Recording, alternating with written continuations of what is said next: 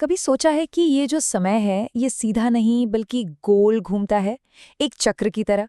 और ये दुनिया ये सिर्फ एक बहुत बड़ा नाटक है। आज हम एक ऐसे ही बहुत ही दिलचस्प आध्यात्मिक विचार को समझने वाले हैं जो हमारी दुनिया को बिल्कुल एक नए नजरिए से दिखाता है। तो चलिए शुरू करते हैं। तो इस पूरी कहानी की जो शुरुआत है वो एक बहुत ही पावरफुल आइडिया से होती है कि पिता मतलब एक डिवाइन पावर भारत को बचाने के लिए आए हैं, बचाने, सैल्वेज करने। अब सवाल ये उठता है कि ये बचाओ मिशन आखिर है क्या, और भारत को बचाने की जरूरत ही क्यों पड़ी, किससे बचाना है। तो चलिए सबसे पहले इसी सवाल की तह तक जाते हैं। आखिर ऐसी क्या मुसीबत आ पड़ी है इस प्राचीन धरती पर कि उसे बचाने की नौबत आ गई। तो इस कहानी में जो प्रॉब्लम है ना, उसे एक डूबते हुए जहाज की तरह समझाया गया है। आइए समझते हैं।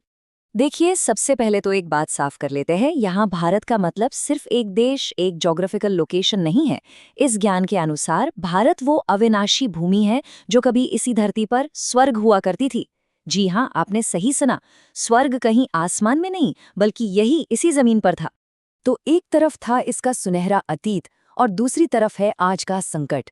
मतलब कहाँ वो सत्य की दुनिया, स्वर्ण युग, और कहाँ आज की ये झूठ की दुनिया, लौह युग। जो जहाज कभी कितनी शान से आराम से चल रहा था वो अब डूब रहा है। हालत इतनी खराब हो चुकी है। और इस पूरी गिरावट को समझाने के लिए एक बहुत ही कमाल का मेटाफर इस्तेमाल किया गया है। ज्ञान दिन, अज्ञान रात है। मतलब जैसे जैसे ज्ञान का सूरज डूबा, अज्ञान का अंधेरा छाता चला गया। दुनिया रोशनी से निकलकर धीरे धीरे अंधेरे में समा गई। तो ठीक है, पतन हुआ, पर सवाल है कि क्यों हुआ। चलिए अब इसके पीछे का कारण समझते हैं। ये बहुत ही फंडामेंटल क्वेश्चन है ना, कि अगर शुरुआत इतनी परफेक्ट थी, इतनी आदर्श, तो आज हम यहाँ कैसे पहुँच गए। इसका जवाब छिपा है समय के चक्र के कॉन्सेप्ट में। तो ये पूरा खेल जो है ना, ये 5000 साल का एक नाटक है, एक साइकिल। देखिए, शुरुआत होती है स्वर्ण युग से, मतलब स्वर्ग। फिर 1250 साल बाद आता है रजत युग। फिर 2500 साल पर आता है ताम्र युग। और फिर 3750 साल पर आता है लौह युग, यानी नरक। और 5000 साल पूरे होने पर ये चक्र फिर से हूबहू शुरू हो जाता है। और यहाँ फिर से वो सूरज के डूबने वाला मेटाफर एकदम फिट बैठता है। जैसे जैसे दुनिया इन युगों से गुजरती है, वो मानो सूरज के डूबने जैसा है। भारत का गौरव भी वैसे ही डूबता चला गया। ये सिर्फ कोई फिजिकल डिक्लाइन नहीं है, ये एक स्पिरिचुअल, एक आध्यात्मिक अंधकार है। तो प्रॉब्लम समझ आ गई, प्रॉब्लम का कारण भी समझ आ गया। तो अब बात करते हैं सॉल्यूशन की, वो डिवाइन इंटरवेंशन जो इस डूबते हुए जहाज को बचा सकता है। तो अब ये बचाने वाला है कौन? देखिए, इस ज्ञान के मुताबिक ये पिता एक सुप्रीम सोल है, जिनकी कोई फिजिकल बॉडी नहीं है। वो निराकार हैं, इनकॉर्पोरियल। और वही सभी आत्माओं के पिता हैं, जो बाकी देवी देवताओं से भी अलग और सर्वोच्च हैं।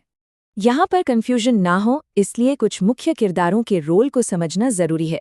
देखिए, शिव बाबा वो एक निराकार ईश्वर पिता हैं, सभी आत्माओं के पिता। फिर हैं प्रजापिता ब्रह्मा, जिन्हें फिजिकल ह्यूमैनिटी का पर दादा माना गया है। और श्री कृष्ण वो एक दिव्य हस्ती जरूर हैं, पर वो सर्वोच्च पिता नहीं हैं। ये फर्क समझना बहुत जरूरी है। और पता है इस कहानी का सबसे बड़ा ट्विस्ट क्या है? कि इसका सल्यूशन कोई जादू या चमत्कार नहीं है, बल्कि ज्ञान है, नॉलेज। यही वो डिवाइन नॉलेज है, वो प्रकाश है जो अज्ञान की रात को खत्म कर सकता है। और इसीलिए इस ज्ञान को देने वाले पिता एक डिवाइन टीचर भी हैं। ठीक है, तो सॉल्यूशन है ज्ञान, पर अब सवाल उठता है कि इसमें हमारा क्या रोल है, हम क्या कर सकते हैं। चलिए देखते हैं कि इस मिशन में शामिल होने के लिए क्या करना होता है।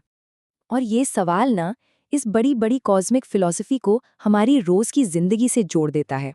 कौन सी है वो छोटी छोटी चीजें, वो आदतें जो इस ऊंचे रास्ते पर चलने से हमें रोकती हैं। इस ज्ञान में कुछ बहुत ही प्रैक्टिकल एग्जाम्पल्स दिए गए हैं, जैसे अच्छे अच्छे कपड़े पहनने की इच्छा, या बढ़िया बढ़िया स्वादिष्ट खाने का लालच, या फिर आत्मा को भूलकर सिर्फ अपने शरीर पर ही ध्यान देना, जिसे देह अभिमान कहते हैं। पुरानी दुनिया की रस्मों रिवाजों से चिपके रहना। ये सब छोटी छोटी बातें लगती हैं, पर आध्यात्मिक तरक्की में बहुत बड़ी रुकावटें हैं। तो असल में जो अल्टीमेट गोल है वो है बेहद का संन्यास। इसका मतलब है अनलिमिटेड रिनंसिएशन, यानी अपनी बुद्धि को, अपने मन को इस पूरी पुरानी दुनिया से डिटैच कर लेना, उससे अपना लगाव खत्म कर देना। तो चलिए अब आते हैं इस कहानी के सबसे एक्साइटिंग पार्ट पर। इसके आखिर में होता क्या है? क्या है इस पूरे कॉस्मिक ड्रामा का फाइनल आउटकम? जो पतन हुआ था अब उसका ठीक उल्टा हो रहा है, यानी उत्थान। जहां सूरज डूबा था वहां अब सूरज उग रहा है।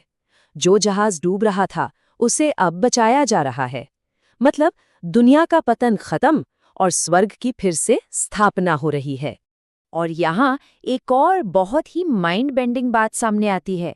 ये पूरी की पूरी 5000 साल की कहानी एक नाटक है, एक ऐसा ड्रामा जो हमेशा से चलता आया है और हर 5000 साल में आइडेंटिकली, मतलब हूबहू रिपीट होता है, हमेशा।